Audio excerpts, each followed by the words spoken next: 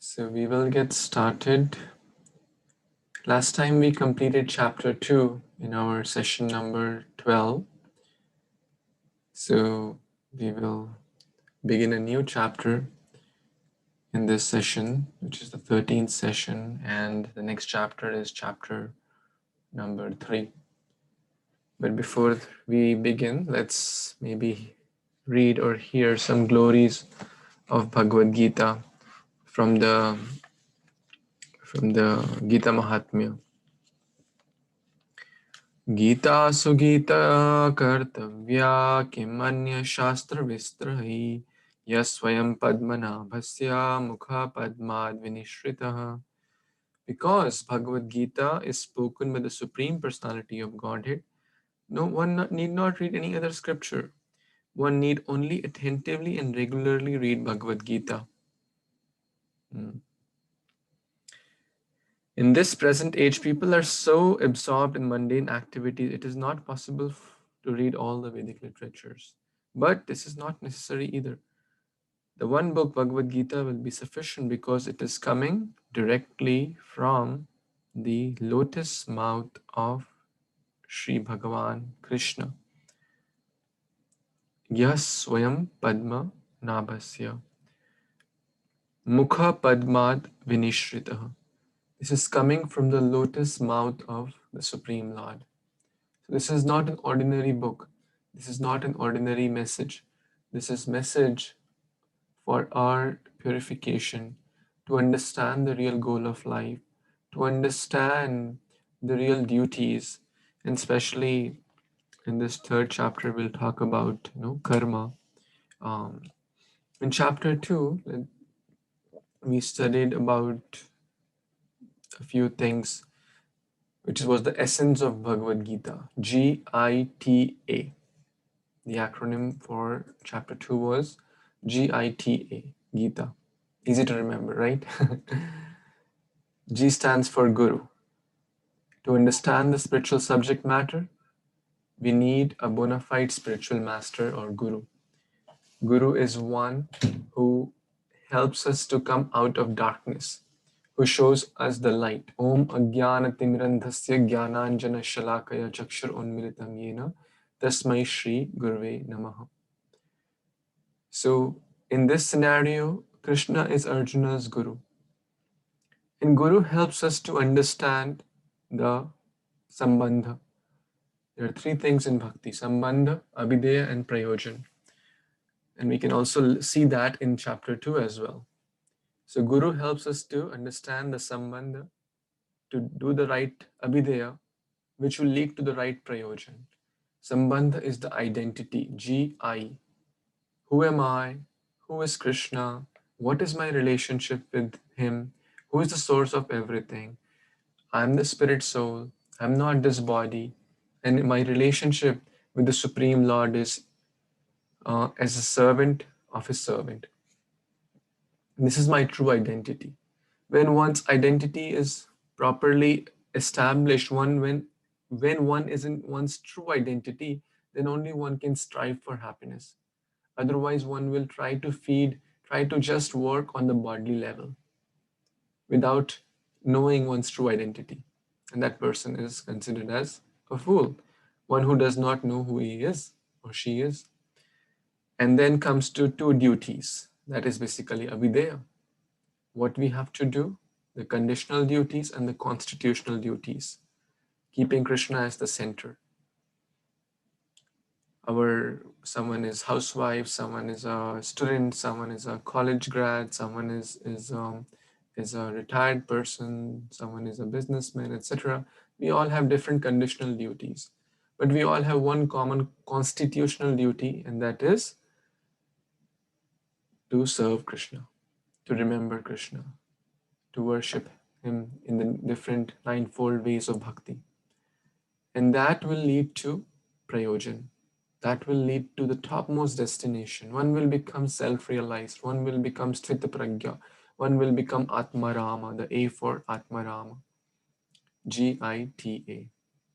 This is the essence of chapter 2. And if you just understand chapter 2 and just follow it, it's very simple. Rest all are details. Rest all is to help us go deeper and deeper and understand the intricacies. And because a conditioned soul like me, even if we hear chapter 2, let's say 5 times, after 5 weeks again I'll forget and go back to my old stuff. Therefore, it is very, very important to keep reminding us regularly. And therefore, we have these sessions, we have sadhu sangha, we have the chanting of the holy name, we have the reading of the Bhagavatam, so that we can keep reminding ourselves. Because the example given is like a Titanic. If I Titanic, let me share my screen, it'll be easier. So just imagine like a big ship, okay? Imagine a big ship is going in a certain direction, okay? It's going in the direction upwards, okay? And that direction happens to be the complete direction of materialism or sense or hellish condition, right? Hellish life. Now, through the medium of Bhagavad Gita, through the medium of sadhus, through the medium of devotees, through the medium of the right scriptures, we understand, well, this is the wrong direction. We need to change our GPS to the right direction, which is we have to go this way. It won't be easy for this big, huge ship with a lot of momentum to quickly make a turn, right? So even before the ship can, turn, there will be a big kind of, it'll keep going, keep going, keep going, and slowly, slowly, slowly take a turn, and it'll be a big, curvature, right?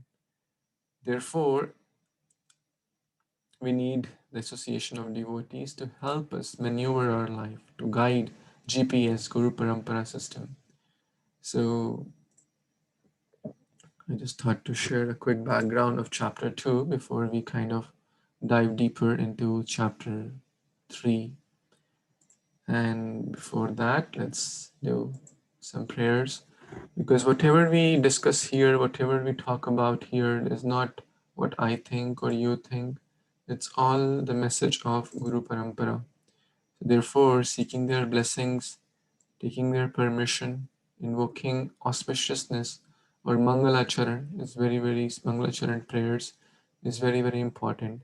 So that by the mercy of the Guru Parampara, our teachers, the chain of disciplic succession, we can be empowered to speak something and we can be empowered to understand something. Because a grateful heart, a humble heart, is the ripe medium or is the right fertile soil in which the seed of bhakti will grow. Bhagavad Gita is not about knowledge. Bhakti is not about knowledge. Bhakti is not about how I speak or how many shlokas I know. Bhakti is about making our heart humble and fertile for the seed of bhakti or for the seed of bhakti to grow, to receive, um, because bhakti is not a commodity we can buy.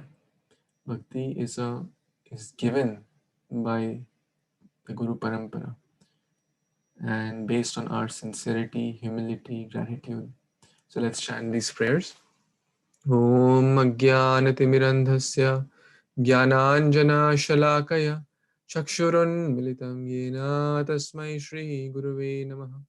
Shri Chaitanya Manobhishtam Sthapitam Yena Bhutale Swayam Rupa Kadamayam Dadati Swapadantikam Vandeham Shri Guru Shri Yuta Padakamalam Shri Gurun Vaishnavamscha Shri Rupam Sagrajatam Sahagana Raghunathanvitam Tam Sajivam Sadvaitam Savadutam Parijana Sahitam Krishna Chaitanya Devam Shri Radha Krishna Padan Sahagana Lalita Shri Vishakhanvitamscha He Krishna Karuna Sindhu Dinabandhu Jagatpate Gopesha Gopika Kanta Radha Kanta Namostute Tapta Kanchana Gaurangi Radhe Vrindavaneshwari Vrishabhanu Sute Devi Pranamami Hari Priye Vanchakalpatarubhyascha Kripasindhubhya eva cha Patitanam Pavanebhyo Vaishnavebhyo Namo Namaha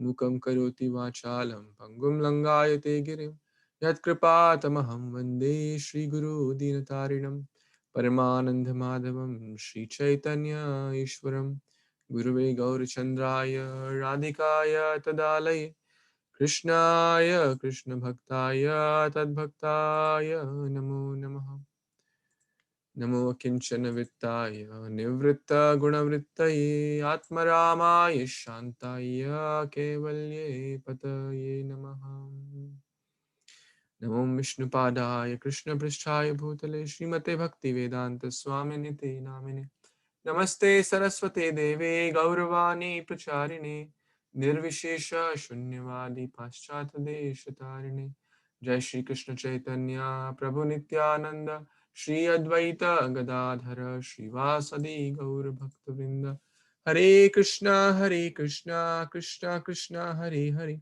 Hare Rama Rama Rama Hare Hare.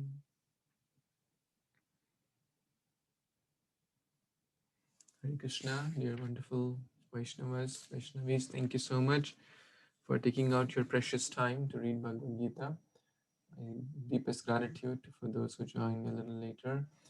Kartik Prabhu, Sudhir Prabhu, Shreya Mataji, Mohan Prabhu, Vipul Prabhu, and Prabhu Ekant Prabhu, and Vijaya Mataji, and Aparna Mataji, joining all the way from India at such an early hour. Really, my deepest gratitude to you. It's not easy to, and for those who don't know, she's my school teacher.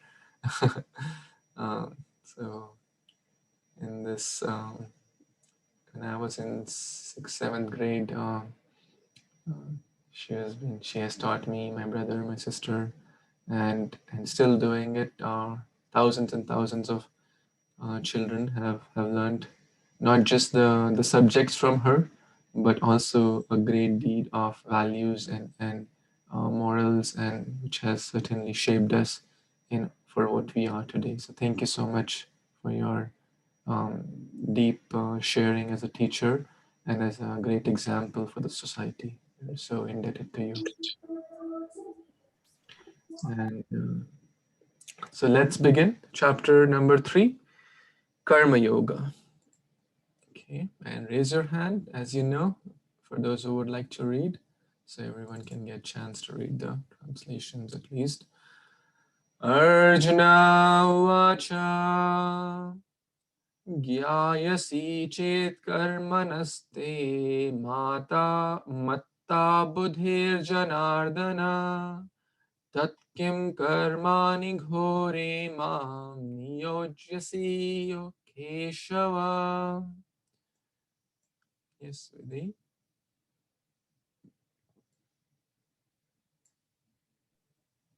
Arjuna said, O Janardana, O Keshava, why do you want to engage me in this ghastly warfare if you think that intelligence is better than fruitive work? Hare Krishna. Thank you. Very nice.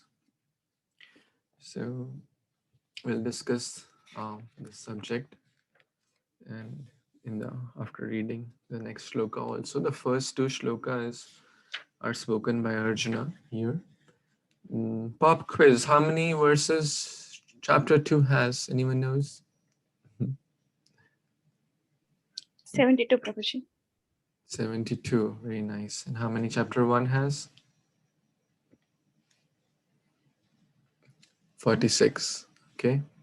And chapter 3 has about 43 verses. Chapter 2 is one of the biggest ones, second largest, I believe, after chapter 18.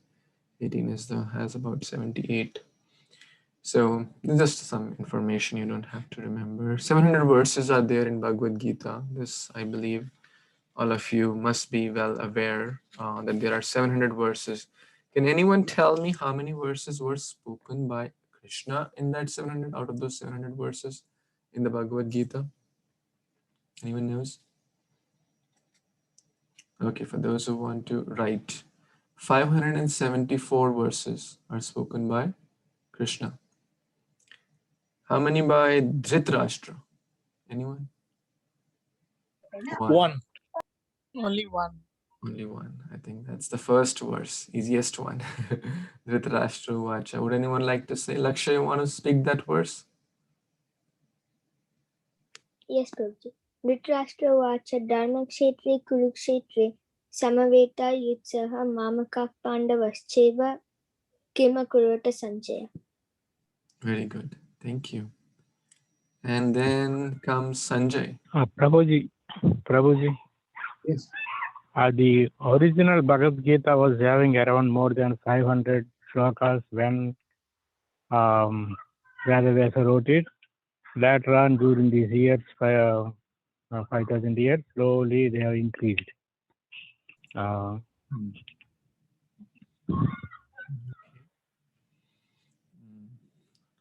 Okay, Prabhuji, we can look into that. So Sanjay spoke 41 verses. Okay. Sanjay spoke 41 out of the 700. And Arjuna has spoken 84. So 1 plus 41 plus 84 plus 574. Who knows the answer? 700. 700. Vipul Prabhu is good at math.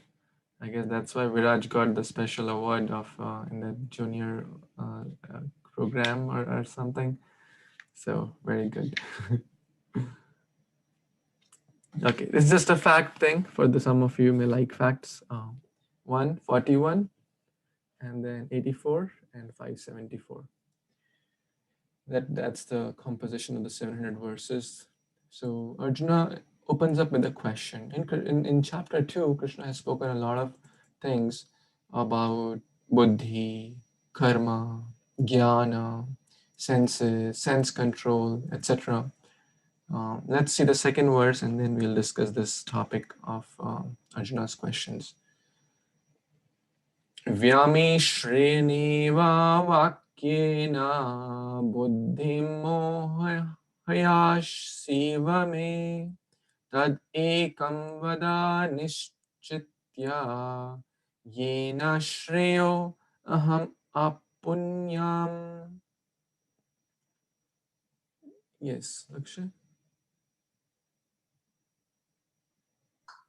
Yes, Prabhuji. Translation. My intelligence is bewildered by a Equivocal.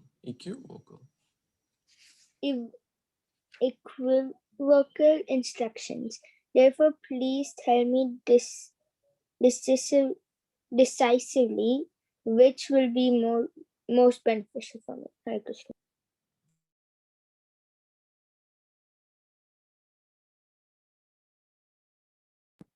You're muted, Prabhuji. Thank you so much, Lakshay Prabhu. Yeah, I was muted. You're right. So this chapter opens up with the two questions of Arjuna. And why is Arjuna asking these questions? It's not for him. It is, Prabhupada is mentioning so nicely here. In other words, by his questions, his means Arjuna's question, he's clearing the path of Krishna consciousness for all the students who seriously want to understand the mystery of the Bhagavad Gita. Because there is a lot of confusion on the name of Bhagavad Gita. Some people say, well, I will not touch Bhagavad Gita because if I get Bhagavad Gita in my home, then my home will become Kurukshetra. That means people will start fighting, husband and wife will start fighting, brothers will start fighting, as if now it is Vrindavan. rather than by having Bhagavad Gita, the home will become Vrindavan. That means loving devotional service. Some people say, oh, those who don't go to ISKCON, if you go to ISKCON, you'll just do mala. You'll give up everything. You'll become a Babaji and there's a lot of misconceptions people have. So in this chapter, Krishna is clarifying those misconceptions. That bhakti does not mean inaction. So Krishna is condemning here inaction, here, which we will see later. And therefore, Arjuna is confused, equivocal. Equivocal means, you can do this, you can do that, you can do this also, everything is okay.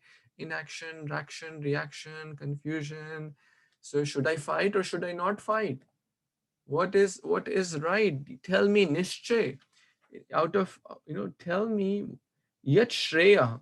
In the chapter 2 also, in the 7th verse, he asked, Yat Shreya Samnishtitam Rohitan me. Right? Please tell me very, very clearly. In over here also, Krishna is being asked by Arjuna. Therefore, please tell me decisively, Yena Shreyo Ham Apnuyam. You please, Nishchaya. Tell me with certainty. I do not want to leave an iota of doubt here. I want to be very, very clear. And I want to, because people can misinterpret Bhagavad Gita. So Arjuna is again asking, and Krishna is such a patient teacher. So we see the qualities of a great student should ask the question in the right mood, in a humble mood. Arjuna is asking for all of us so that we can be benefited. And Krishna will not say, well, I tell you're not a good student, right? You didn't hear properly. Krishna is going to eagerly explain all these points. So a lot of people again and again think that, sometimes some people even may take to brahmacharya ashram. For, by the way, for information, let's say there are 100,000 members in the ISKCON society. Just an example. More than 95% of the devotees are in the Grihastha ashram. Okay. More than 95%. And someone may be, young, 10 year, 12 year, we're not counting those because they will also most likely join or 95% of those will also join the Grihastha ashram. That is the common, and which is absolutely fine. Arjuna was Grihastha. Prahlad Maharaj was Grihastha. Out of the 12 great Mahajans, 7 of them were Grihasthas, which shows that it's here. Arjuna was thinking that, renunciation is better. Why are you engaging me? At one point, you are saying about a karma, about, action, reaction, all that stuff. And now you are asking me to engage in this ghastly warfare. So this is the doubt of Arjuna. So, and Prabhupada mentioned that without being trained in the philosophy of Krishna consciousness, it is not advisable to chant the holy names in secluded place where one may inquire cheap adoration from the innocent people, etc. So Arjuna thought that Krishna consciousness or Buddhi Yoga, so Buddhi Yoga is often referred to as Krishna consciousness or intelligence. Literal meaning is Buddhi means intelligence. Intelligence and spiritual advancement as something retirement from spiritual, retirement from work, retirement from active life. That was Arjuna's doubt. Arjuna thought Krishna consciousness means retirement. And that's what people think. Oh, these devotees, they just do mala, they don't do anything. Rather, those who are really Krishna conscious devotees, they can vouch for that. Their weekends are more busier than the weekdays. If your weekend is more busy in Krishna consciousness than the weekday, then you are really a Krishna conscious devotee. Right?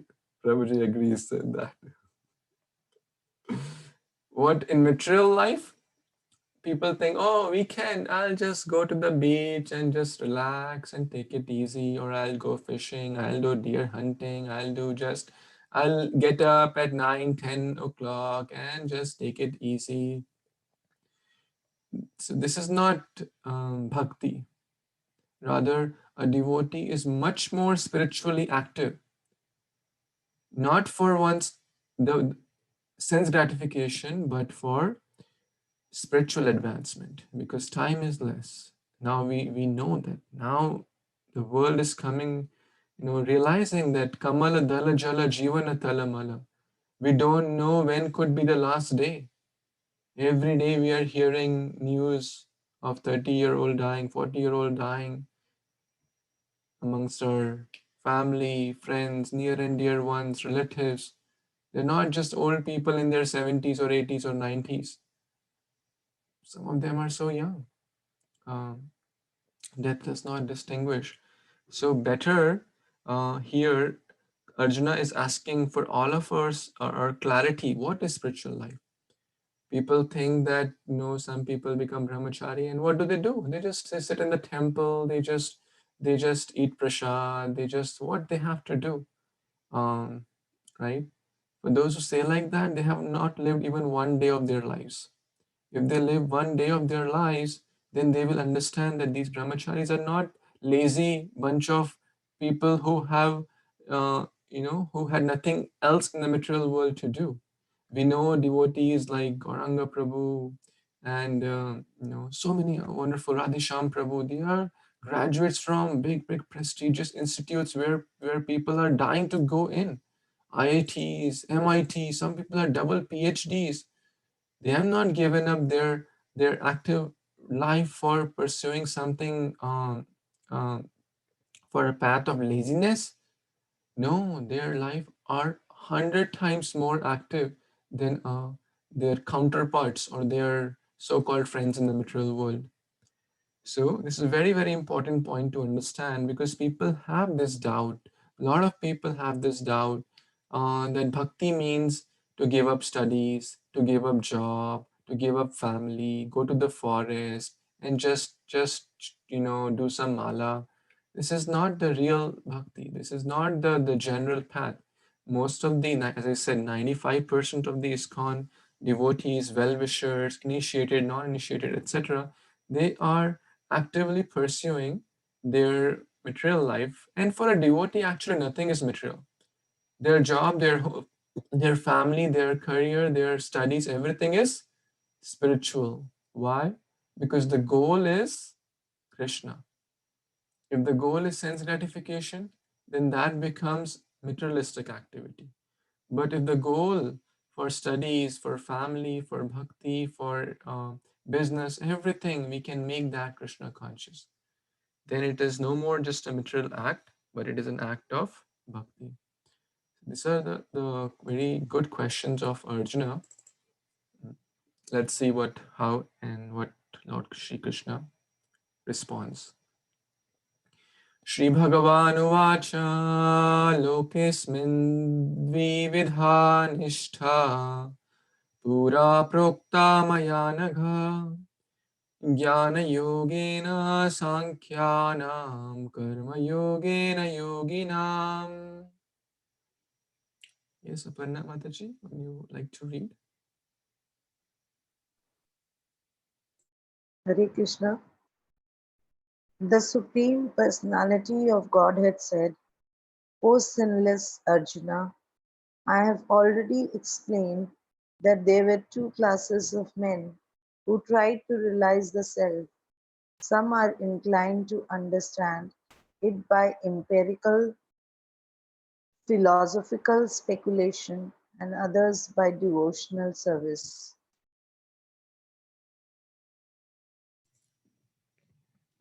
Thank you so much. So in chapter 2, we discussed that Lord Krishna has spoken about multiple topics like Sankhya Yoga, empiricals, which is basically analytical, process. Okay, this is not supreme. This pen is not supreme. This laptop is not supreme. This is not the real goal of life. Neti, neti, neti. This is also temporary. Then what is that? Experimentation process. This is more like a ascending process. It's a longer process. And then the bhakti yoga process, the karma yoga process, jnana yoga process. And we know, ultimately Krishna said, to abandon all religions and surrender unto me. That it means to take to the process of full Krishna consciousness. In the 61st verse, also Krishna explained about bhakti yoga. That means by working by the principles of Krishna consciousness. Mat paraha. If you remember that, we discussed in the 61st verse, Mat paraha. And Prabhupada makes a very, very important point here.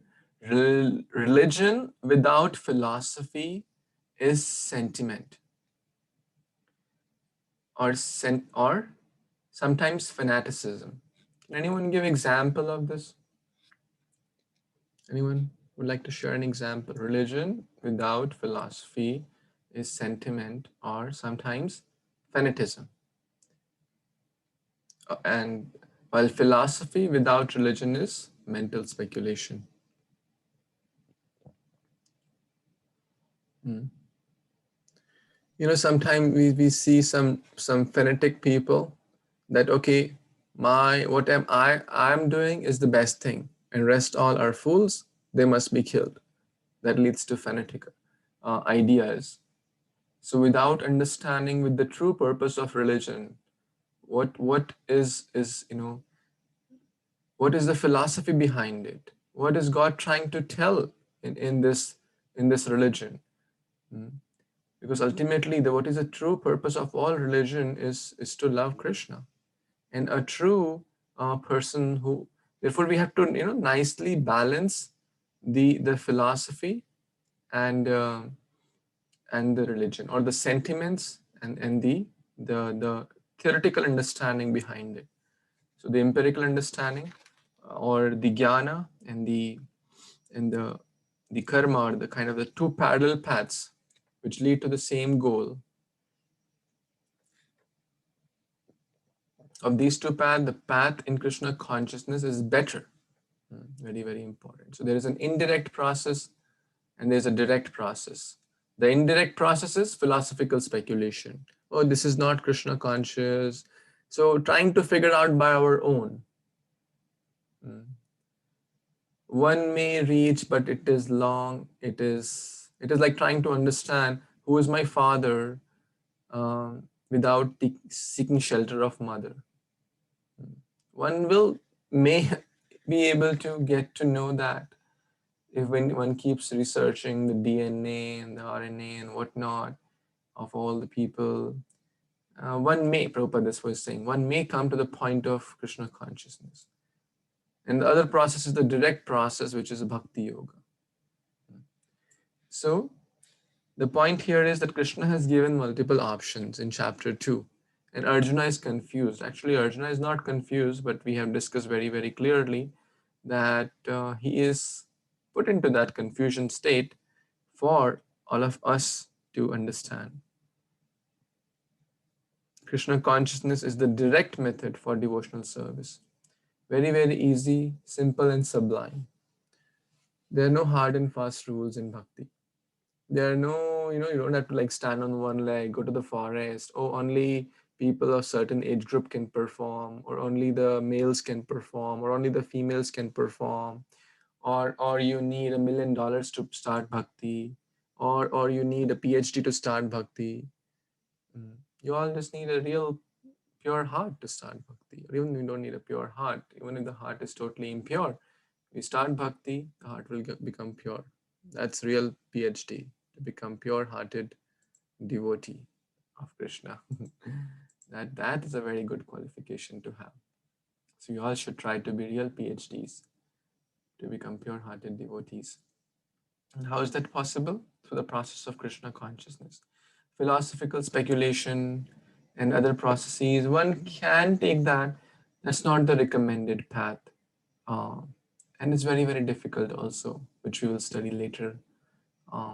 One can get bewildered, one can get confused. Therefore, what is the recommended process? We have discussed to have good association of devotees, to have good reading of scriptures like Bhagavad Gita, Bhagavatam, to remember Krishna by chanting, doing kirtan, and to offer food to Krishna, which we will cover very shortly in the 13th verse. And then it's so easy and sublime. No complications. Okay. Na karmanam anarambhan nishkarmyam purusho ashnute na cha sannyasa deva siddhim samadhi gacchati. Yes. Ravi Prabhu, want to read? Not by merely obtaining from work can one achieve freedom from reaction, nor by renunciation alone can one attain perfection. Hare Krishna.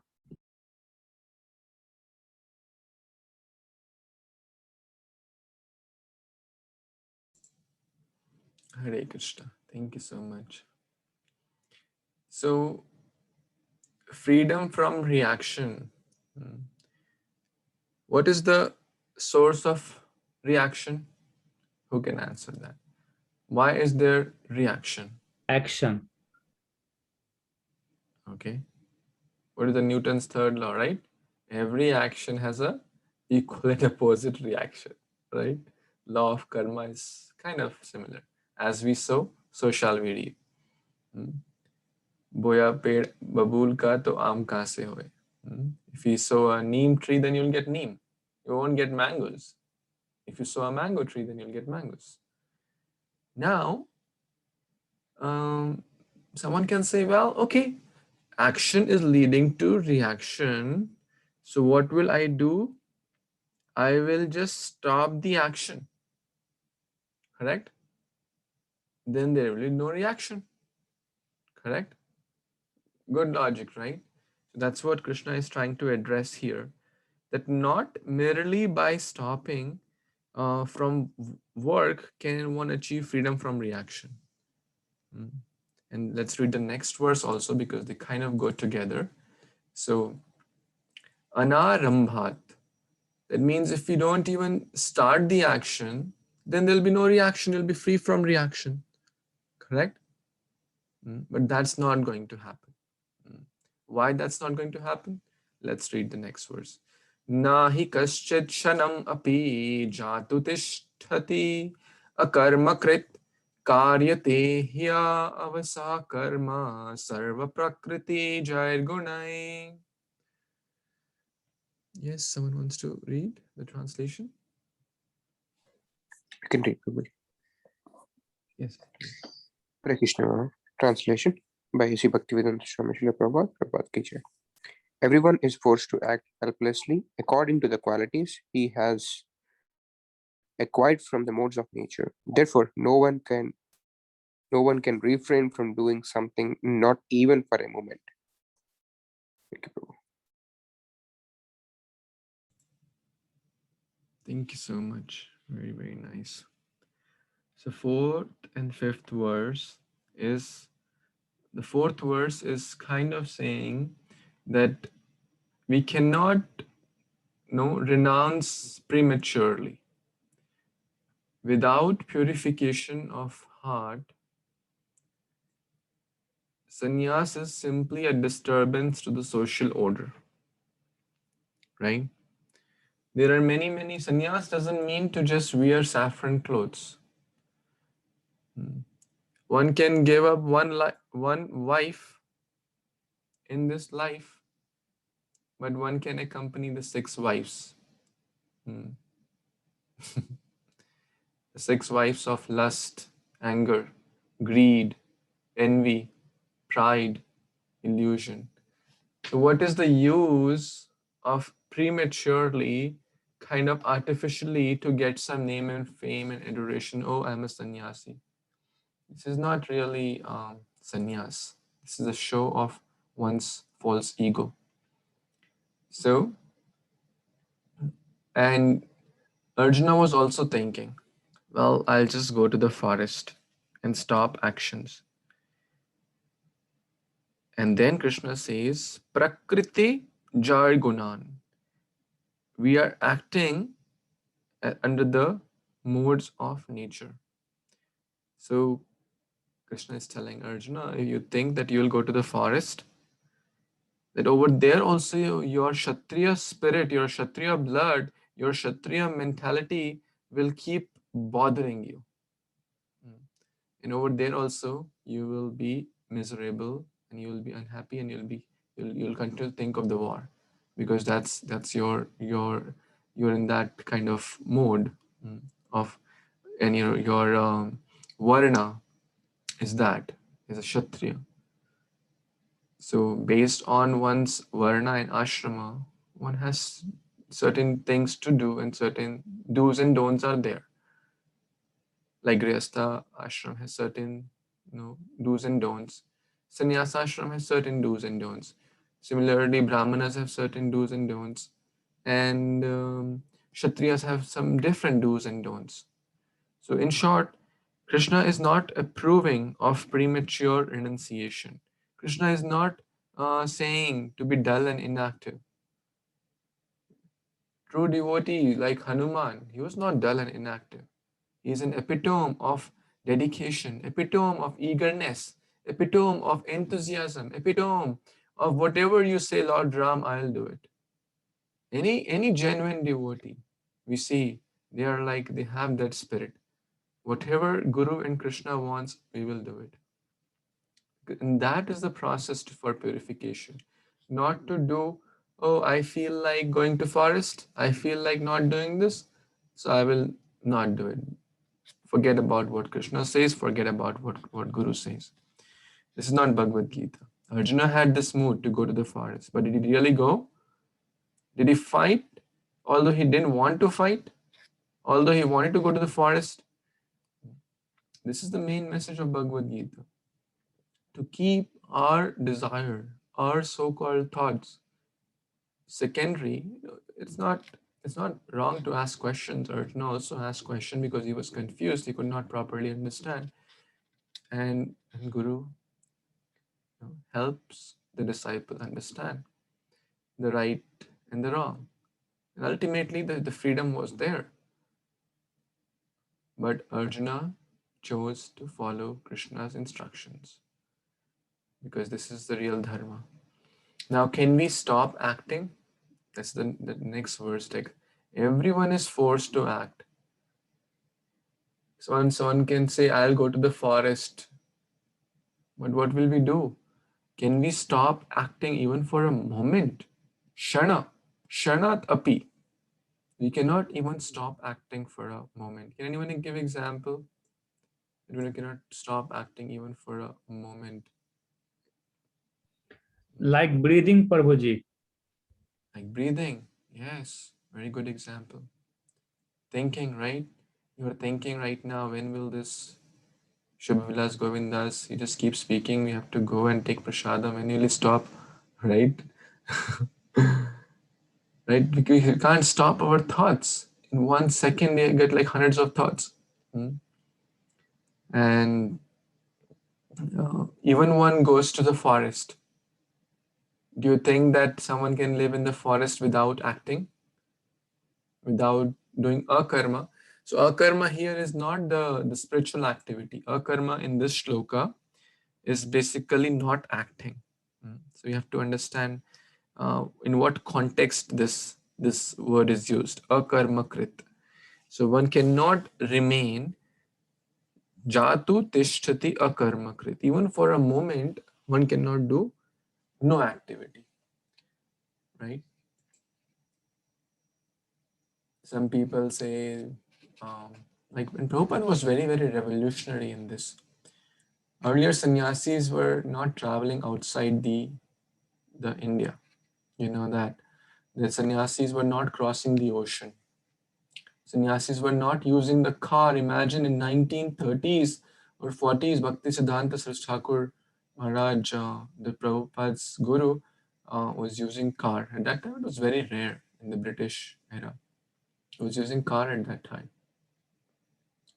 So, showing that real akarma is not to stop actions, but real akarma is to use Krishna's energy in his service. That is the formula to stop the cycle of reaction, not to stop the action itself. Because Krishna is telling we cannot stop the actions. We cannot stop our thoughts. We cannot stop our emotions. We cannot stop our breathing and so many activities. So we can only transcendentalize that. Because so now we cannot stop. That means we have few options, correct? Either we can do bad actions or good actions or neutral actions, or we can do transcendental actions. So we have to act. That's pretty much clear. Even going in the forest, one has to act. One has to breathe. While breathing, so many microorganisms are going, right? And what could be a bigger example in this day and age? That's why we are having this mask and right, everyone is using. But even with the mask and whatnot, like, so even like walking on the road, can we stop walking? Or driving on the road? So many insects are killed, right? Everyone agrees to that. So can we stop it? Can we? We can't do that. So we can only try to make it spiritual by living a life of Krishna consciousness. Because the nature of soul is active. The nature of soul is active. We cannot change that nature. Jivara Swarup Hoy Krishna Nitya Das. Prabhupada is quoting a very nice verse in this. Sorry, where did this go? Okay, very nice shloka in this purport. If someone takes to Krishna consciousness, even though he may not follow the prescribed duties of the Shastras or execute the devotional service properly, and even though he may fall down from the standard, there is no loss for him. But if he carries out all the injunctions for purification in the Shastras, what does it avail him if he is not Krishna conscious? So quite deep point here. That means that even one tries the path of bhakti and one is not fully successful, correct? There is no loss. There's no loss in the sense that one will do 5%, 10%, 15%. In the next life, one will start from there. On the contrary, if one does all the ritualistic rules and regulation, do's and don'ts, but no Krishna consciousness, then what is the use? Then it is basically futile. Shrama eva hi kevalam. Now utpadyad yadiratim shrama eva hi kevalam. Let's see the next verse now. Text number 6. Karmaindriyani samyamya yaste manasa smaran Indriyartham vimodatma mithyacharasa uchyate. Yes, Megha Mataji, want to read? Yes, Prabhu. Hare Krishna. One who restrains the senses of action, but whose mind dwells on sense objects, certainly deludes himself and is called pretender. Hare Krishna, thank you. Thank you so much. So here, show bottle renunciation is discouraged, which we discussed earlier also. That means outside showing, oh, I am a great devotee. Oh, I am a sadhu. Oh, I am a saffron. I have this saffron dress. But inside, one is dwelling on all the vices. That's called mithyachari. Mithyachari, so uchate, pretender. Or duplicitous, correct? We are recently reading a verse from the Bhagavatam. Krishna says in Bhagavad Gita, Patram pushpam phalam toyam yo me bhaktya prayachati tadham bhakti uparitam ashnami prayatatmanah. So in that very, very similar verses there in the Bhagavatam in Canto 8, chapter 22. Very similar. Brahmaji is speaking. If someone offers fruit, flower, leaf or water to the Lord with love and with no duplicity. Word is used there, with no duplicity, without mithyachara. Mithyachara means pretender. Bhakti means simplicity. Vaishnavism means simplicity. Simplicity means inside, outside, same. But mithyachara means inside and outside, different.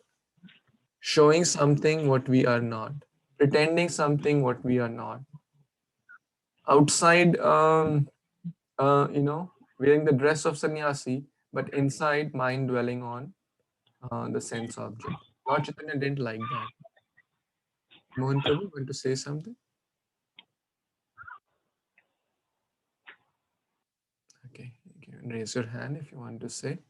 Um, I guess you got unmuted accidentally. So, pretentiousness.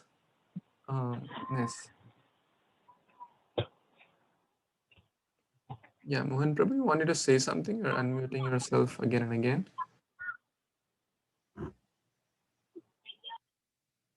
Okay, thank you. So pretentiousness is not encouraged here. Such a pretender's mind is always impure. And therefore, his show of yogic meditation has no value whatsoever. Also, Prabhupada is addressing them as greatest of the cheaters who cheat the innocent public by just show bottle kind of spirituality. But bhakti means simplicity. Bhakti means innocence. Bhakti means no duplicity. Like Duryodhana showed duplicity to Krishna. On the name of Chappan Bhoga, he wanted to bribe Krishna so that Krishna could fight on his behalf. Krishna didn't like that. Who can try to trick Krishna? If you try to trick Krishna, he is the best of the trickers. He is the best amongst the Chaliyas. We know Vaman Dev, how he tricked Bali Maharaj, how Krishna tricked the Kauravas so many times. So in short, one should not be a pretentious person. One should not be a pretender. Jagai and Madai were also not pretenders. They were not mithyacharis. They said they are bad and they did bad. It's not that they said we are great and they were kind of externally doing something and internally different. One devotee said that Lord Chaitanya is very, very merciful, Patita Pavana, but he's not Kapati Pavana. Kapat means pretentiousness again. So we should not be Kapati or Mithyachari or pretender or artificially try to renounce while inside, thinking of something else, or outside talking big things like how I do, and inside very shallow. So we should be genuine at heart and try to sincerely strive for. We may not be there yet, this is fine, but we are trying to get there. We are trying to improve. We are trying to purify ourselves. We are trying to follow the highest standards of bhakti, and that effort will certainly reach to its zenith. Yastav indriyani manasa niyamarabhate arjuna karmendriya karma yogam asakta sa vishishyate.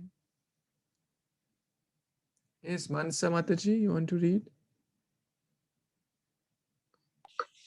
On the other hand, if a sincere person tries to control the active senses by the mind and begins karma yoga without achievement, he is by far superior. Thank you.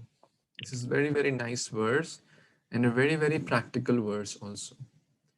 So what we just studied, we don't have to follow that. That means pretentiousness or show bottle religion or show bottle renunciation.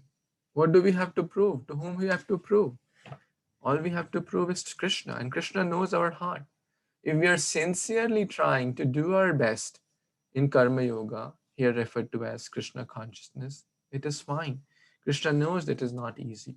Krishna, we know it is not easy, but we are sincerely trying to move forward. And when we sincerely try, without becoming a pseudo-transcendentalist, pseudo means false again, then Krishna will appreciate that. And Prabhupada is mentioning a beautiful line here. A sincere sweeper in the street is far better than a charlatan meditator who meditates only for the sake of making a living. Charlatan is again like a cheater or pseudo person, a false guru. So we should not have the show bottle spiritualism, which to cheat the innocent public, to show I am a great devotee. Rather, a sincere, um, even one is in the Grihastha life. It's Arjuna was in the Grihastha life. There's so many examples in Grihastha life we have discussed. So it's not that one has to give up one's family or kids or husband or wife or job or family or anything like that. Rather, one has to purify those attachments. One has to transcendentalize those attachments. Then everything will be perfect. So Krishna is discouraging Arjuna's choice or option to go to forest. Show bottle religiousness, show bottle spiritualism. And you all like to hear stories, right? I'll share stories from Sri Ramanujacharya. That some of his disciples were sannyasis, brahmacharis, and many were grihasthas. He had thousands and thousands of disciples. There was a disciple named Dhanurdas and his wife, a nice, very wonderful family, extraordinary attachment to the Guru. On the other hand, he was quite opulent also. So Ramanujacharya, because of the spiritual maturity and the spiritual eagerness of this couple, was giving a little extra mercy to them by giving them time, attention. And the sannyasi disciples were kind of thinking, well, our Guru Maharaj is in Maya.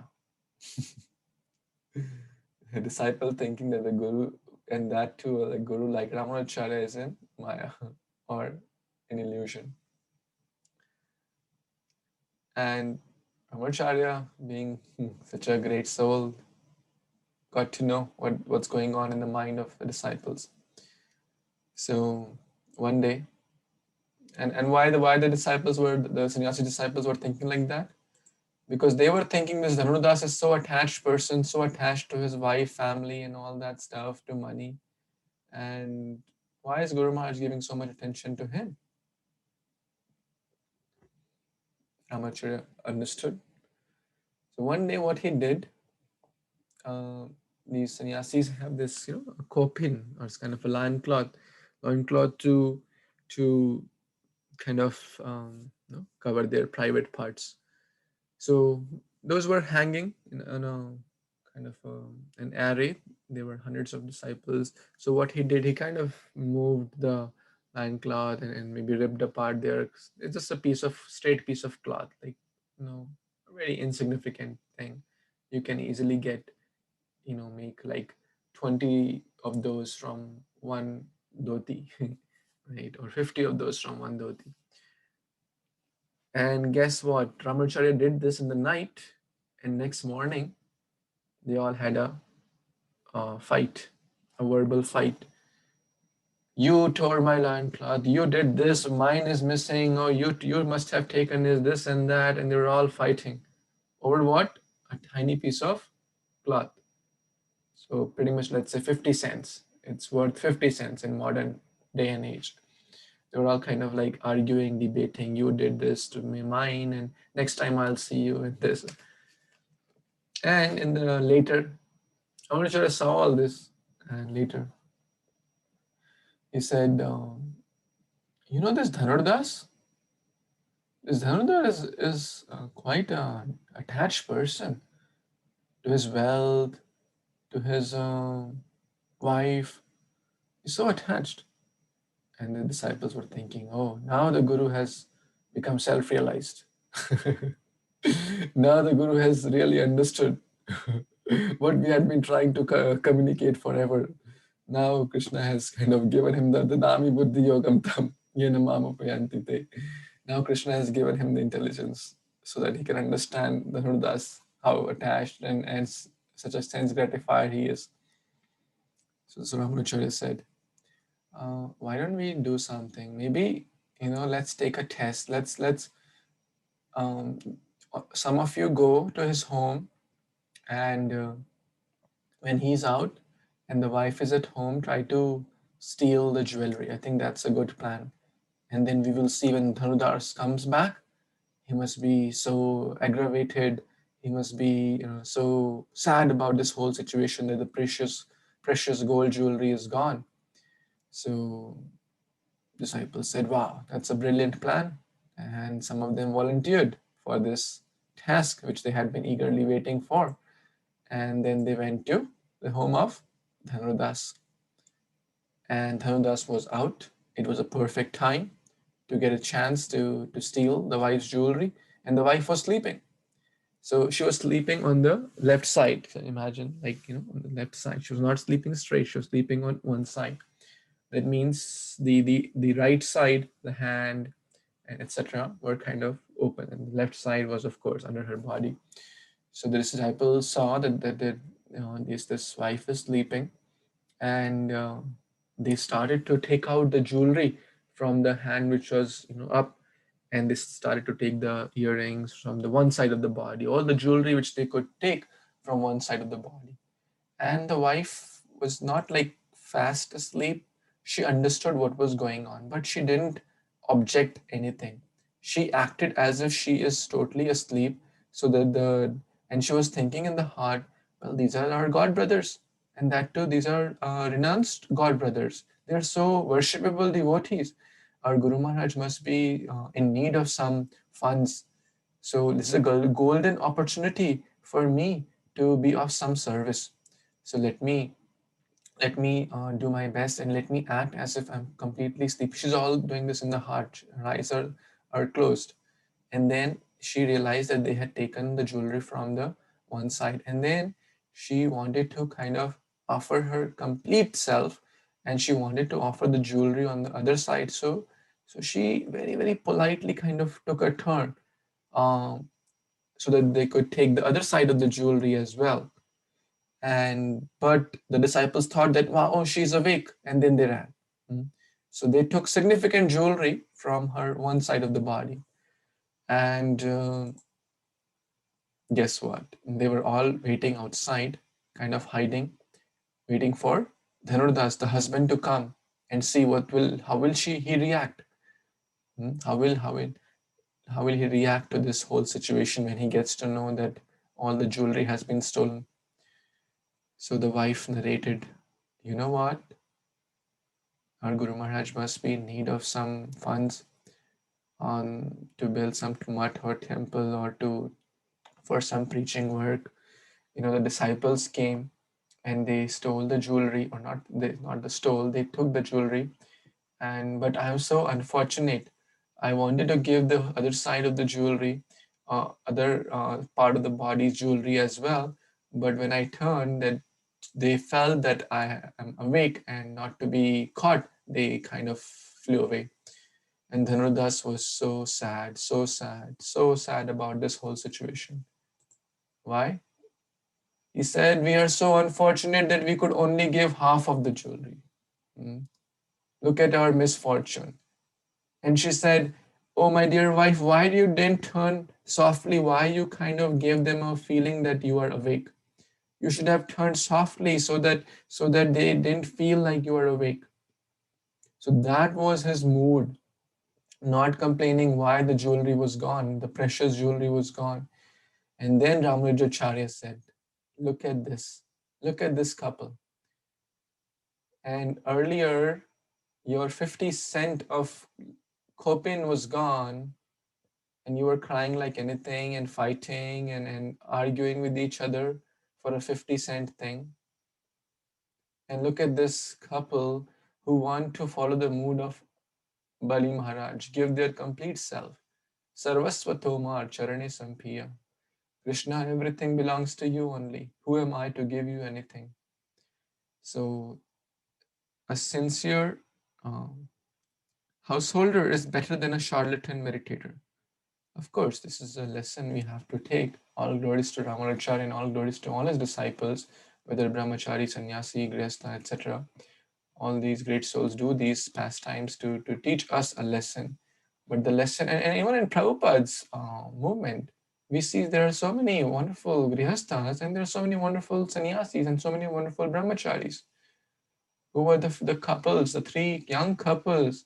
They went to London to start the International Society for Krishna Consciousness there, living in cardboard boxes. Can you imagine living in cardboard boxes? That was, even a sannyasi in this day and age would not think of doing so. Correct? And they had a young, like a few month old daughter. Can we imagine the height of their renunciation? Real renunciation is to please Krishna, to please Guru. A sincere sweeper in the street is better than a charlatan meditator. So the point here is that bhakti does not mean to stop acting. Bhakti means to transcendentalize whichever ashram we are. We have family, we have to take care in a spiritual way. We are in as a student life, our duty is to study nicely, and of course the conditional and the constitutional duties, nicely balancing them. Nitye kuru karma karmatvam Karmagyayo hya karmanaha sharira yatrapi chate na prasidyed akarmanaha. Okay, wasn't yet read? Yes, Sampada Mataji. Perform your prescribed duty, for doing so is better than not working.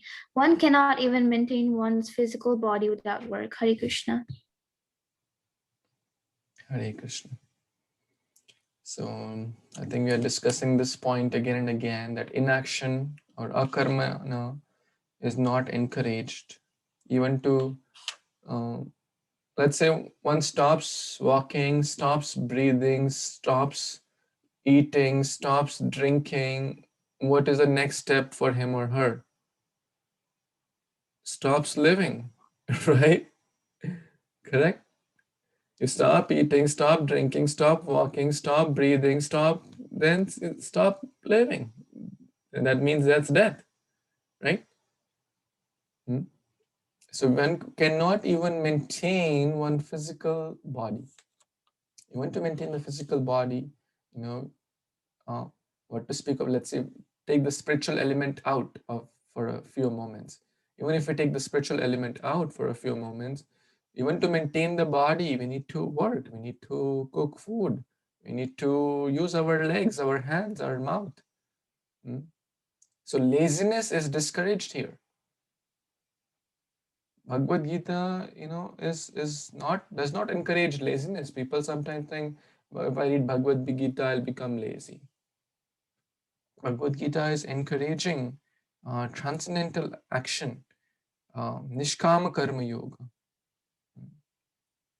The work should not be given up capriciously. Prabhupada is making a point here. Work should not be given up capriciously without the purification of materialistic propensities. So in short, premature renunciation is discouraged. It's not that, oh, I heard a class of Bhagavad Gita. Oh, Vrindavan Dham is everything. Oh, I'll become Gopi in Vrindavan. Oh, stop working, stop doing anything, and I'm going to Vrindavan. Chodo ghar bar, chalo Haridwar. Give up family, give up home, and chalo Haridwar. Go to far. Some people have a disagreement or argument with their wife, and then they go to Haridwar. And guess what? They'll smoke beedi there, they'll drink chai there, tea, coffee, beedi, cigarette. What's the use of that? And still the mind is meditating upon sense desire, opposite sex, money, name, fame, recognition. So one has to purify. Human life is to develop attachment to Krishna and stop and the reduce our bodily attachments and develop our spiritual attachments. So, and that does not happen overnight, right? To increase spiritual attachments and reduce materialistic attachments, it's a journey. It's a journey. So we have to not just capriciously, it's not like a button you on and off. As I gave the example of a Titanic, it will take time even to kind of, gradually reduce the momentum. If one is going full speed in one direction, wrong direction, it will be a gradual transition to kind of, switch. The radius of curvature would be quite big. This is what Bhagavad Gita is teaching. So don't give up anything prematurely, capriciously. And a lot of examples here. Even in ISKCON, like, one of my teachers is Grace Gopeshwar Prabhu, who's the temple president in Faridabad, very, very amazing devotee. And everyone's situation is different. And he's a very, very mature and amazing devotee. Some of you may have heard his classes in the weekend classes. So he was, and even Prashant Mukund Prabhu, you may have heard his classes as well. They're like full-time devotees, much, much active. They have family. Gopeshwar Prabhu has a wife. Prashant Mukund Prabhu even has children, two boys. But they did not abruptly give up. They are very qualified. Even though in the family life, they may not be working so-called jobs and stuff, but they carefully discuss with their spiritual masters, their Diksha Gurus, Siksha Gurus, like how, so premature renunciation is not encouraged here.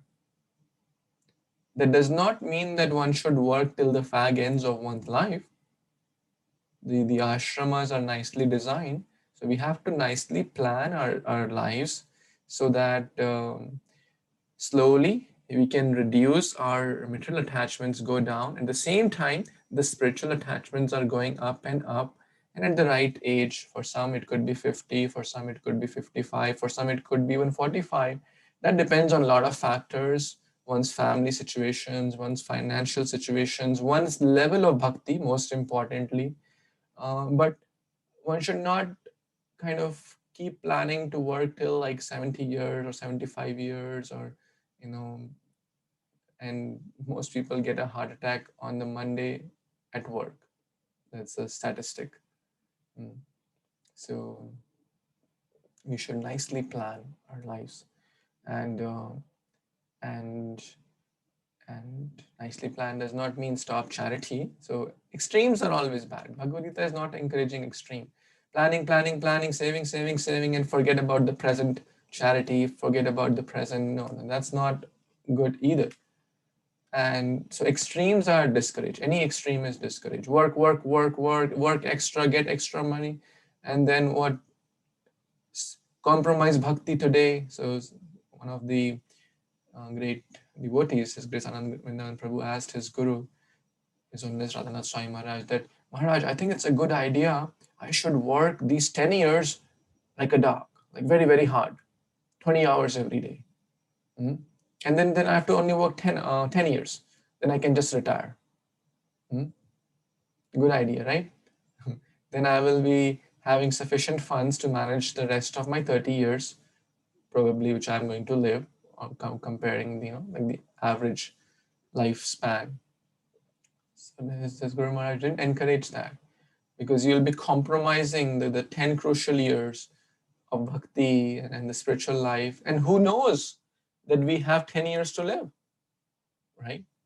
Can anyone say for certain? What to speak of 10 years? We don't know of 10 days. So we have to nicely under guidance, plan and execute. Okay, sorry, I missed that. Can you please repeat? Okay, so we discussed till Aparna Mataji, you were saying something. Sorry, it's not very clear.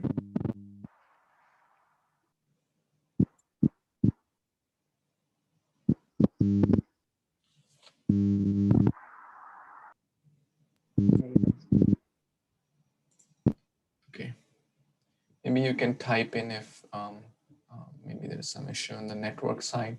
Let's take some comments, some thoughts, some reflections. Any comments, additions, reflections?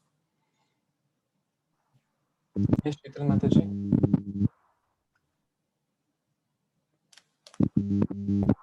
Prabhuji,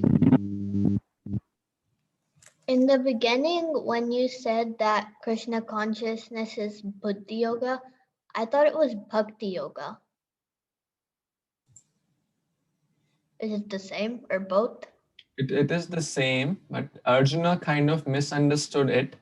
He didn't misunderstand but he wanted to clarify for us. But Prabhupada often uses the term Buddhi Yoga as Bhakti Yoga. But Buddhi Yoga literally means to use our intelligence in the service of Lord, which is also Bhakti Yoga. So those terms are oftentimes used interchangeably, but in general, we say Krishna consciousness is Bhakti Yoga. Sometimes Karma Yoga is also used as Bhakti Yoga. So we have to see which verse, and Prabhupada's mood there. Like example I gave of akarmana. Akarma here in this few verses is talking about not acting. But in chapter 2, we talk about akarma. Over there, that akarma means acting for the pleasure of Krishna. That's akarma. Nice question. Yes, Aparna Mataji, you have a comment? Or? In text 4, I missed the fifth word. You were speaking about lust, anger, pride, greed. What was the fifth word?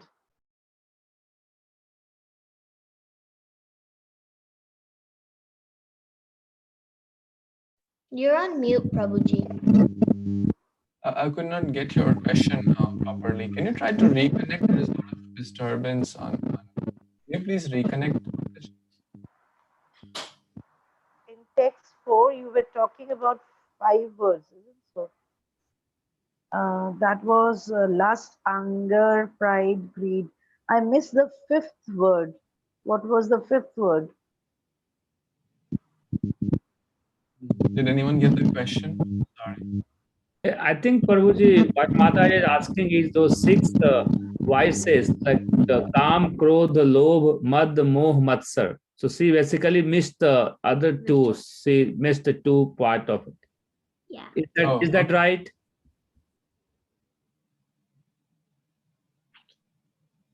Okay. So lust, anger, greed, envy, pride, and illusion.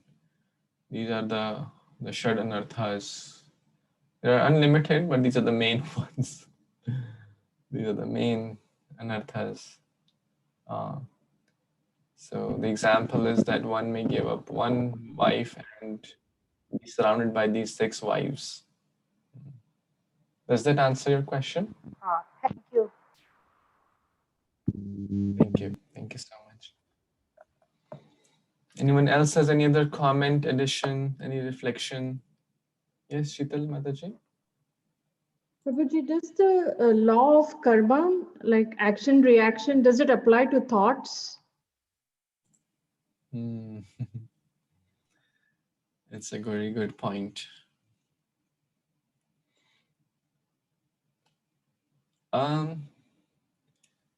This question is answered differently in different settings. So I would say in the beginning level, in Satyuga, it was certainly applicable. In Satyuga, if one does a wrong activity even in the mind, in the previous yoga, let's put it this way, except Kali Yuga, if one does even a wrong activity in the mind or thoughts, then one will get bad reaction of it. In Kali Yuga, there is special mercy actually. Kali Yuga is an ocean of gone cases. If one does spiritual things, good things, for example, even if the mind offers, let's say, a golden crown to Krishna, meditating upon the deity and offers golden crown to Krishna, golden jewelry to Krishna, thinking about, getting water from Yamuna river, making a kheer for the Lord, getting the cow milk from Surabhi cows and preparing a kheer. And there are a lot of pastimes where devotees have done that in the mind. One famous example, there was a poor brahmachari. He was cooking a meal, kheer, sweet rice for the Lord. And we don't offer very, very hot food stuff to the Lord. So he was testing. He put his finger in the pot of the kheer in his mind. In his mind, he put, let me test this. Is it too hot? And guess what? And his meditation broke because it was too hot and he had a boil on his finger. So the point is, Krishna does accept in the mind as well. In Kali Yuga, thinking of good for others, even in the mind, will lead to that positivity, will have that spiritual benefit for sure. And thinking of wrong in the mind does not lead to bad reactions. But there's an asterisk. For new people, it's good. But all of you are very, very mature devotees. So because what happens? Watch your thoughts, because thoughts become actions. Watch your actions, because actions become habit. And watch your habits, because habits become character. So that does not mean it gives us a discount. Okay, in the mind, I can criticize others. In the mind, I can speak ill about others.